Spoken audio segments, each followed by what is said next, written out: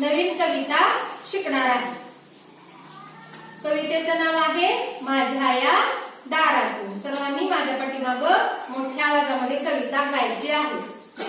माझ्या या दारातून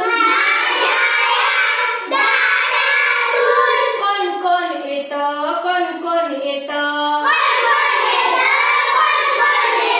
माझ्या या दारातून